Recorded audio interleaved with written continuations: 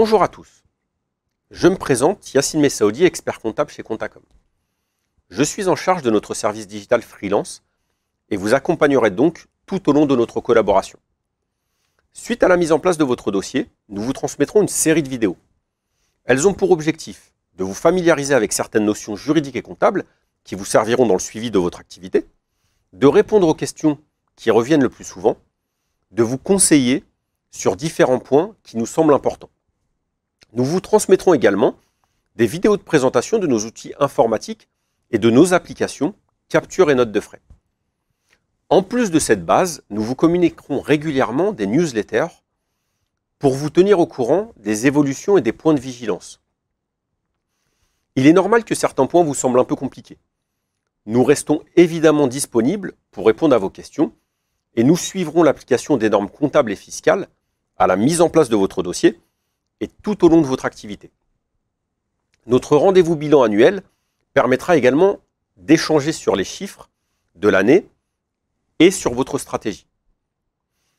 Pour rappel, la série de présentations jointes est à destination de nos clients freelance en profession libérale. Vous êtes au régime BNC, bénéfices non commerciaux. Votre comptabilité est donc, sauf option contraire, une comptabilité de trésorerie. Il n'est comptabilisé que les recettes encaissées et les dépenses décaissées. Lors des vidéos, nous donnerons régulièrement des exemples avec un taux de charge sociale moyen.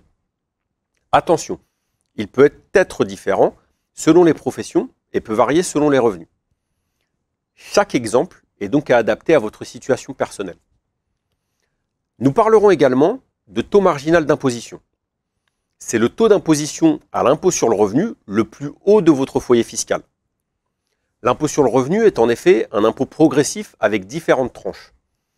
Nous utilisons donc dans nos simulations la tranche la plus haute du barème de nos clients, car c'est la première impactée par les variations de revenus.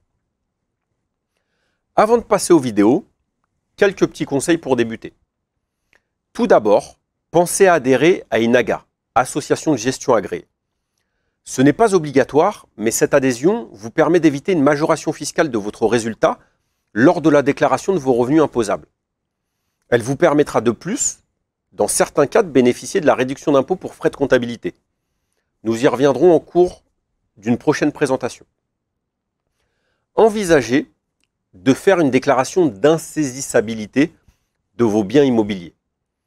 Elle permet de limiter les risques de votre activité et de rendre insaisissable votre patrimoine immobilier personnel. Pour rappel, votre résidence principale est déjà insaisissable de droit. Cette déclaration ne concerne donc que vos autres biens immobiliers. Pensez aussi à ouvrir un compte dédié à votre activité. C'est une obligation. Ce peut être un compte professionnel ou un compte personnel supplémentaire qui coûte un peu moins cher en frais bancaires.